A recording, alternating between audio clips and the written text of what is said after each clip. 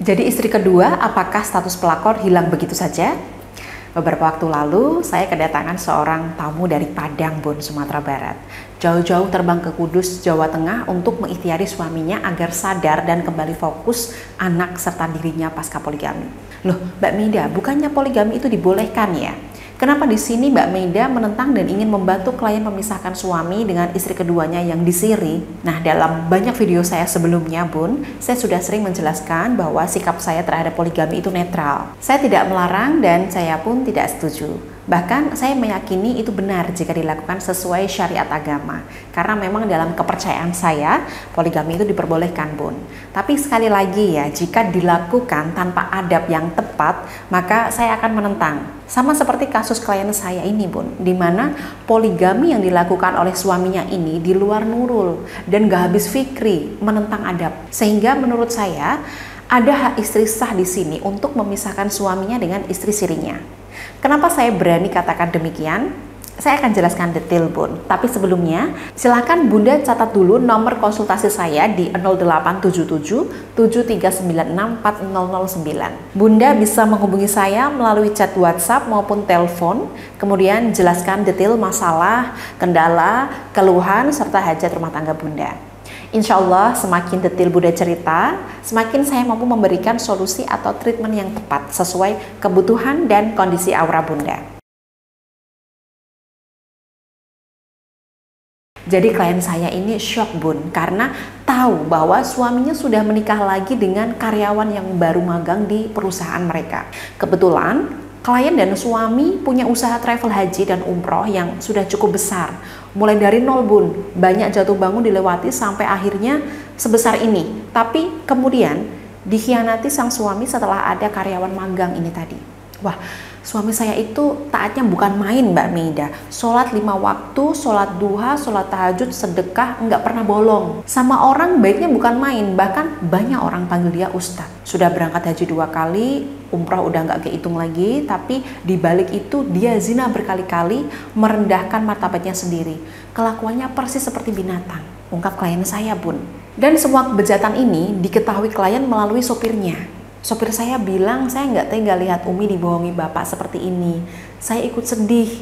Nah, dari situ terbongkar semuanya, Bun. Suami yang sering berzina di kantor, banyak melakukan kebohongan ke istri sendiri, diam-diam mengajak wanita itu umroh. Bahkan saat istri dan keluarga besarnya juga sedang berada di Mekah. Sampai akhirnya, si wanita ini hamil, Bun. Lalu, suami terpaksa menikahinya secara siri. Secara hukum, jika suami ingin melakukan poligami, ia wajib meminta persetujuan istri pertama atau yang sah lebih dulu.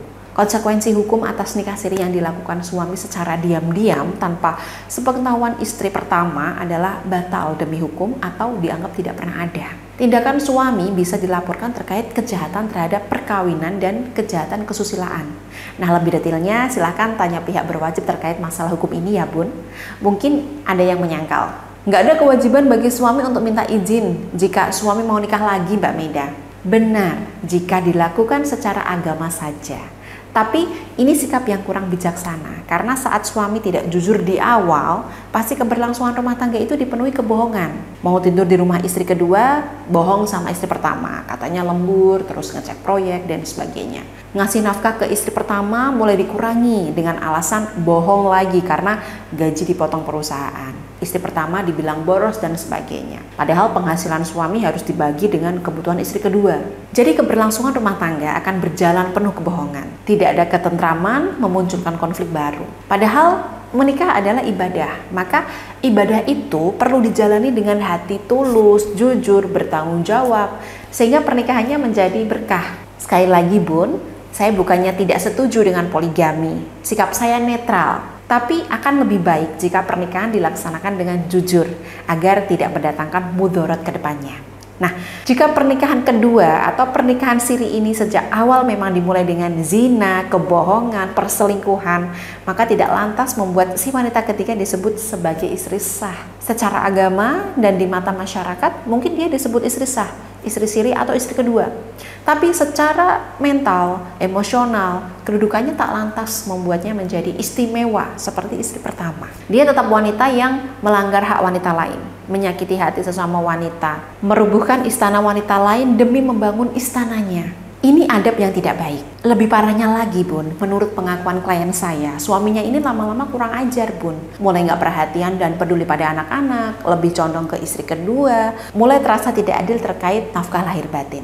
Dalam kondisi demikian, di mana istri kedua tidak membawa kebaikan bagi suami, justru membawa mudorot bagi pernikahan pertama. Tentu istri pertama punya hak untuk berikhtiar menarik kembali simpati suami, agar suami bisa kembali fokus, perhatian, sayang kepada istri pertama. Adapun ikhtiar spiritual yang paling saya sarankan untuk kasus demikian adalah buka aura. Bisa dilakukan jarak jauh melalui video call, bisa datang langsung ke kantor saya, Kudus, Jawa Tengah. Nah, dalam proses ikhtiar buka aura, hal pertama yang akan kita lakukan adalah saya minta Bunda menjelaskan detail apa yang dialami, dirasakan, dan apa yang menjadi hajatnya. Kedua, pembersihan aura. Aura ini bisa kotor akibat emosi negatif dalam diri, seperti menyimpan dendam, amarah, kesedihan, kekecewaan, kejengkelan, dan sebagainya. Atau aura juga bisa tertutup karena kiriman ilmu hitam dari orang yang tidak menyukai kita, seperti salah satunya sihir, pelet, guna-guna, dan sebagainya. Nah, setelah bersih, kondisi aura menjadi netral dan siap lanjut tahap ketiga,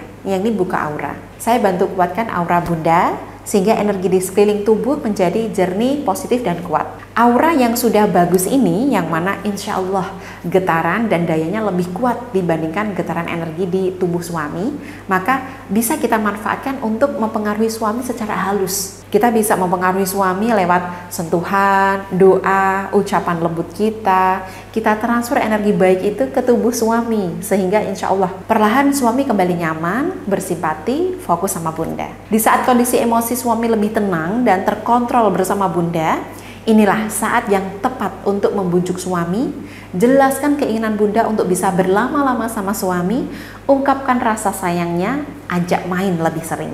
Semakin sering interaksi dengan suami, semakin positif interaksi dengan suami, insya Allah Bun, semakin cepat proses suami kembali bersimpati pada Bunda. Perlahan tapi pasti, insya Allah suami bisa kembali sadar sepenuhnya dan ingat anak istri, terlepas dari pengaruh buruk wanita ketiga. Nah, yang paling spesial di bulan Ramadan kali ini Bun, saya akan melengkapi ikhtiar buka aura private ini dengan ramuan mandi rempah dan olensya adara. Aura itu kalau sudah dibersihkan dan dikuatkan, perlu dijaga agar tidak mudah kotor dan dayanya kembali lemah. Nah, media untuk menjaga aura kita tetap kuat ini melalui media ramuan mandi rempah dan olensya adara. Sehingga insya Allah aura kita tetap kuat, jernih, dan positif. Nah, bagi Bunda yang memiliki kasus serupa serta tertarik ikhtiar bersih-bersih aura, buka aura, menguatkan aura daya tariknya, jangan segan hubungi melalui chat WhatsApp maupun telepon di kontak 0877 7396 4009.